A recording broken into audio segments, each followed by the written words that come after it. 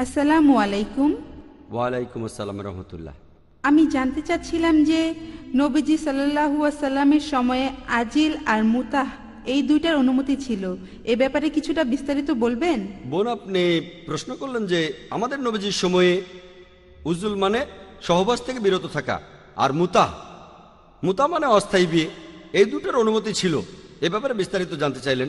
একটা হাদিস আছে যে নবীজির কাছে এক লোক এসে বলল সে এই উজুল পালন করছে, অর্থাৎ সে তার স্ত্রীর সাথে সহবাস থেকে বিরত রয়েছে। নবীজি চুপ করে থাকলেন। এর উপর ভিত্তি করে দুইটি মতবাদ। নবীজি চুপ করে থেকে সম্মতি দিয়েছিলেন, আরেকটা দল বলছে নবীজি শুনে খুশি হননি।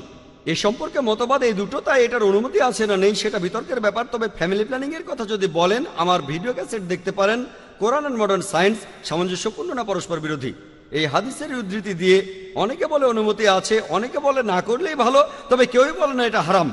উজুলকে কোথাও হারাম বলা হয়নি, কোথাও না। আপনার দ্বিতীয় প্রশ্নে আসি, আমাদের নবীজির সময়ে মুতাবিয়ের অনুমতি ছিল? হ্যাঁ, নবুয়ত পাওয়ার প্রথম দিকে, মুহাম্মদ সাল্লাল্লাহু আলাইহি ওয়াসাল্লাম নবুয়ত পাওয়ার প্রথম দিকে মদও নিষিদ্ধ ছিল না। নবুয়তের প্রথম দিকে নবীজি মদও বারণ করেননি। যদি আমাকে বলেন যে একবার কিছু সাহাবা নবীজির সামনে মদ খেয়েছিলেন, নবীজি কিছু বলেননি, এটা হতে পারে। এটা হয়েছে নবুয়তের প্রথম দিকে। পরবর্তীতে কোরআনের আয়াতে মদকে নিষিদ্ধ করা হলো। তারপরে যখনই কেউ নবীজির সামনে মদ খেয়েছে, নবীজি তখনই তাকে বারণ করেছেন। যখনই নবীজি ভুল কিছু দেখেছেন, অবশ্যই বারণ করেছেন, সেটা হারাম। সেভাবে দেখবেন যে মুতা আরব দেশে তখন এই রীতি ছিল, আরব দেশে এটা কমন ছিল। প্রথমে ব্যভিচার নিষিদ্ধ হলো, ধাপে ধাপে এসেছে যে কোনটা নিষিদ্ধ। আর সপ্তম হিজরিতে তাবুকের যুদ্ধের সময়, আর নবীজি মুহাম্মদ সাল্লাল্লাহু আলাইহি ওয়াসাল্লাম এর কয়েক বছর পরেই মারা যান, তিনি এটাকে নিষিদ্ধ করেছিলেন। যখন নিষিদ্ধ করেছিলেন, সেখানে যে সাহাবাগণ ছিলেন তারা ভালোভাবে জানতেন। তাদের মধ্যে ছিলেন হযরত ওমর রাদিয়াল্লাহু আনহু। আর সেজন্যই পরবর্তীতে তারা যখন ফিরে আসলেন, নবীজিও তখন মারা গেছেন, মানুষজন এটা জানতো না, তবে কিছু সাহাবা এ ব্যাপারে জানতেন। ওমর রাদিয়াল্লাহু আনহু এটা জানতেন, তিনি কঠিনভাবে আইনটা প্রতিষ্ঠা করলেন। এটা ভুল। কিছু মানুষ ভাবলো যে আসলে হযরত ওমর রাদিয়াল্লাহু আনহু তিনি তার নিজের আইনটা তৈরি করেছেন। না, নিষিদ্ধ করেছেন নবীজি মুহাম্মদ সাল্লাল্লাহু আলাইহি সাল্লাম, তবে তিনি তাবুকের যুদ্ধে যাওয়ার আগে নিষিদ্ধ করেছিলেন। সব সাহাবী সেখানে ছিলেন না, মাত্র কয়েকজন ছিলেন। তাদের মধ্যে ছিলেন ওমর রাদিয়াল্লাহু আনহু।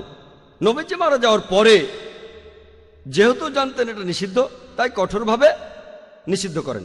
আর আমাদের নবীজির সময়ে মুতা মানে অস্থায়ী বিয়ে, তার মানে বিয়ে করলেন কোনো মহিলাকে একটা নির্দিষ্ট সময়ের জন্য, হয়তো এক রাত বা এক সপ্তাহ বা এক মাস, এটা ইসলামে হারাম। ইসলামে পরিষ্কারভাবে বলা হয়েছে নিকাহ পবিত্র বন্ধন। বিয়ে করে আপনি ভাববেন যে স্ত্রীর সঙ্গে থাকবেন সারা জীবন। যদি কখনো সমস্যা হয় তাহলে বিয়েটা ভাঙতে পারেন, তালাক বা বিবাহ বিচ্ছেদের মতো ব্যাপার হতে পারে। মুতার ক্ষেত্রে এমনটা না, আপনি বিয়ে করেছেন একটা নির্দিষ্ট সময়ের জন্য, এটা হারাম ইসলামে। এটা আসলে পতিতাবৃত্তিকে স্বীকৃতি দেয়া। ইসলাম ধর্মে পতিতাবৃত্তির কোনো স্থান নেই, এটা হারাম। বিয়ে করে কোনো সমস্যা হলে হতে পারে 10 বছর, 10 মাস বা 1 মাস বা 1 সপ্তাহ পরে তালাক হতে পারে। কোরআনে অনুমতি আছে, তালাক দেওয়ার অনুমতি আছে। তবে আগে থেকেই জানছেন যে আমি এখানে থাকবো এতদিন বা এত সপ্তাহ, ইসলামে এটা হারাম, এর কোনো অনুমতি নেই। আশা করি উত্তরটা পেয়েছেন। আমার প্রশ্নটা পবিত্র কোরআনের সূরা আসর নিয়ে। 4টা সত্যের কথা বলা হয়েছে। ঈমান, ন্যায়নিষ্ঠ কাজ, মানুষকে সত্য ও ধৈর্যের উপদেশ দেয়া। এটা কি শুধু উপদেশ দেয়া, না নিজেও সত্যের পথে থাকা? কারণ এখানে অনুবাদটা হলো উপদেশ বা আহ্বান করা। কথাটা কি পরিষ্কার আছে, নাকি নিজেকে সত্যের পথে থাকতে হবে? ভাই, আপনি প্রশ্ন করলেন পবিত্র কোরআনের সূরা আসরের অনুবাদ প্রসঙ্গে।